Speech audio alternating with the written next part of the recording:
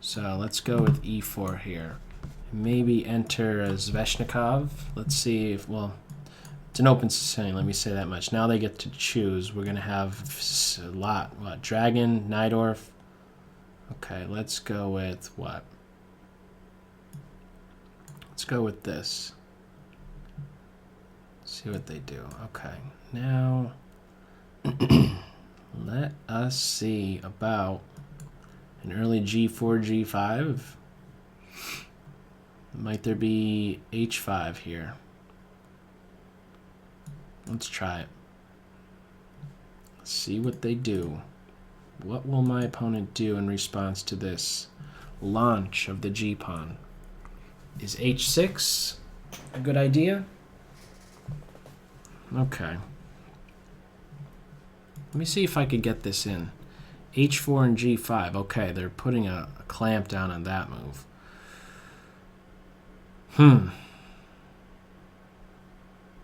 Interesting. Let's try this side of the board. Let's try this side of the board. Looking to clamp down on b6 and also just stop b5.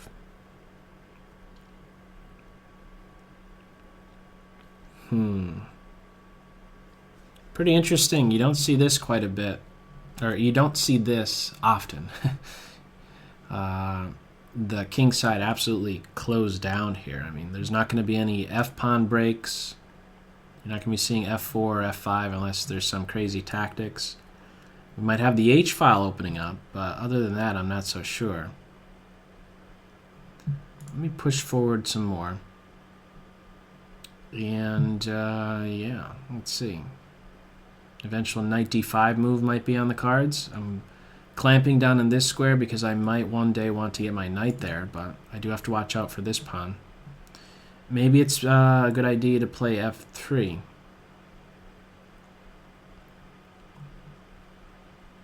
I wonder if my opponent has h5 available. If h5, I might do h3. Could get pretty nuts after that move. So, that's pretty scary, that move. That is a pretty scary move right there.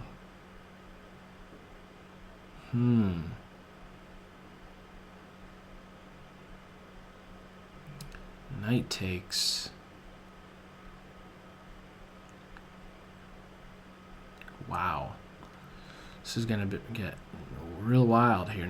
Pawn takes, knight a5 to watch over c4. This is a big concern for me. That is a big concern for me, this c4 square. Let's try this. My knight from b3 wasn't doing anything anyway. I really do want to get, and this d5 move is now available. So this is going to get nuts quick. It's going to get nuts quick. And now this is something I'm definitely going to have to rethink, because now guess what? I can't castle kingside. My opponent still could. So something like bishop e7 castle, although, you know, that's not without its risks either, huh? Because of h4 maybe, and I could still open things up. Oof. Okay, so now I could take this knight and then take here.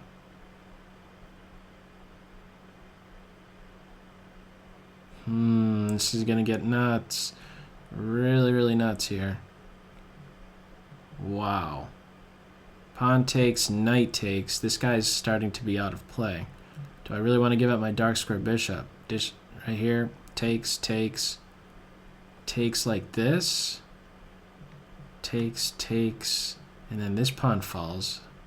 My dark squares are very weak. This is a strong move.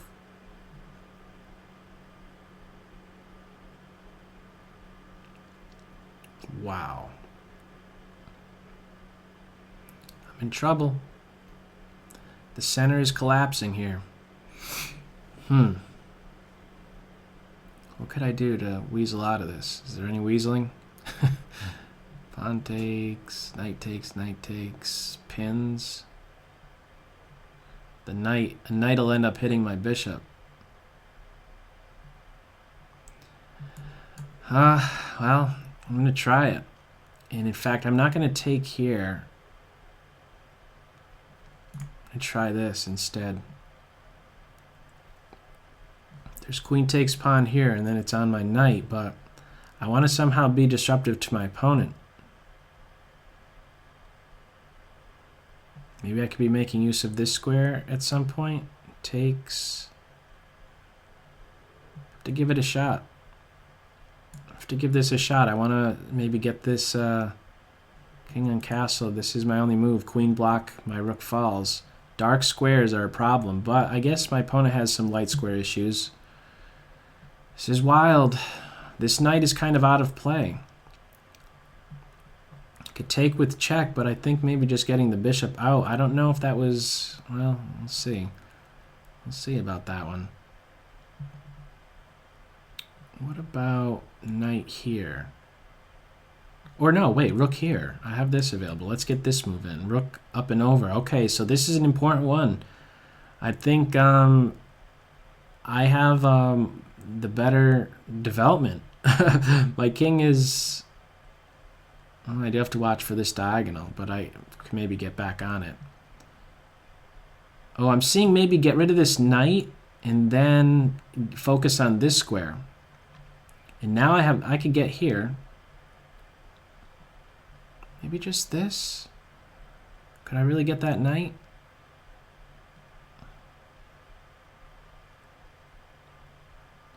I'm going to try this. No, that's maybe a bit too far-fetched. Maybe a bit too far-fetched is that move. No, let's try it. Let's try it. I'm trying to focus on the light squares. Knight takes pawn, rook takes bishop, and then I get the knight. Bishop here, soon. And then pivot here. Bishop d3, queen to e2, queen to e4. Light square, I'm kind of focused on this. Oh no! Oh, my opponent was disconnected, but they just reconnected, so they just lost some time. Technical issues on their end. Less than a minute 10. Tight game. Very wild. Very, very wild. Okay.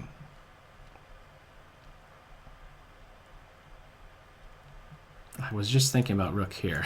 Let's not do that. No way.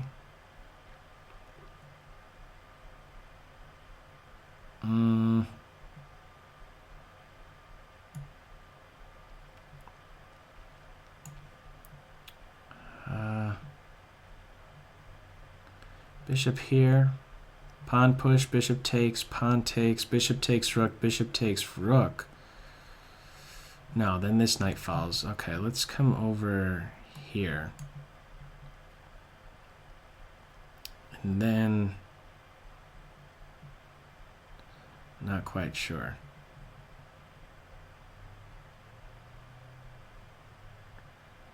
Huh. Wow, we're pretty equal with time. This is very scary. Knight takes pawn, maybe? Okay. Now I am running out of a plan here. Ooh. I gotta play here. I gotta watch this pawn. And I'm also stopping castle. This is nuts. A knight coming here, maybe? Queen here. Maybe there's a queen trade in the future. B6. Rook takes pawn, maybe? Wow. Wow, wow, wow. I don't have any time. I don't have any time. Knight here is going to be lethal, isn't it? Uh-oh. Oh, I have this in-between check to guard the knight first. That was missed by my opponent, I think. Right? Am I missing something, though? How much time do I have? Queen trade? Queen trade? I want to do this. They're probably an unexpected move. and then defend this. Rook and pawn position. How much time? What do we got? What do we got? What do we got? I got this pawn, I got this one. I'm up a pawn, but time. Time. How much time? Time. Time.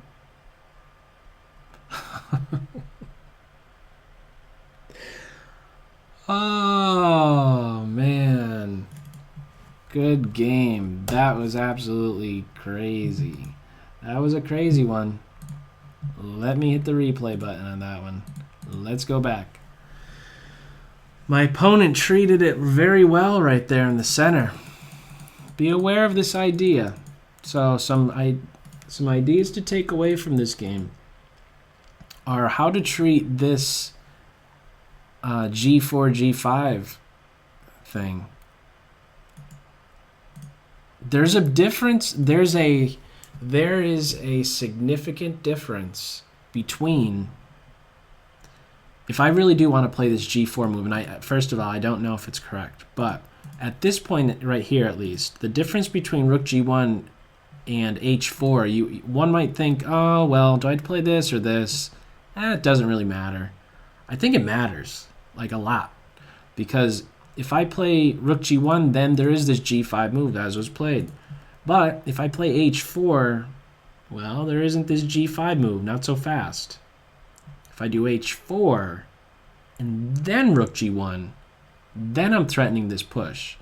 And the difference between the two, again, is significant in the sense that I am still threatening to get in G5, and this is a very important one, I retain the option to maybe castle, although I probably wouldn't want to castle kingside because I am launching these G and H pawns, but I think first making sure the H pawn is advanced prior to the rook playing to G1.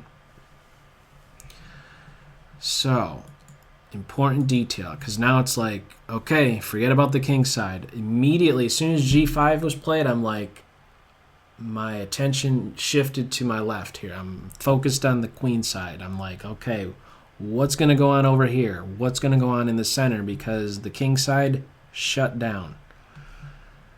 A4, queen c7, a5, b6, I think is a very good move. I think it's a very, very good move. Should I have taken? Maybe I shouldn't have, because when that knight is on b6, this d5 move is coming. It got really nuts, really, really nuts. So I don't know, but if there's something to take away from it, it's these earlier ideas I was just expressing, h4 and rook g1, the difference between the two.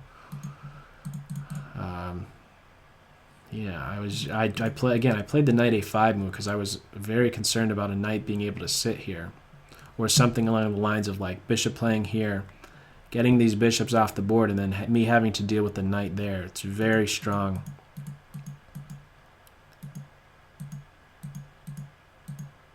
Wow. Rook up, rook over. Oh man. Wow. Knight coming to f4 was very scary. What a game. What a fantastic game. Best one of this stream, that's for sure. Very exciting. Nice. Very, very nice game. We were just going into blitz mode at this point, right? We're about time scramble. Okay. Good game.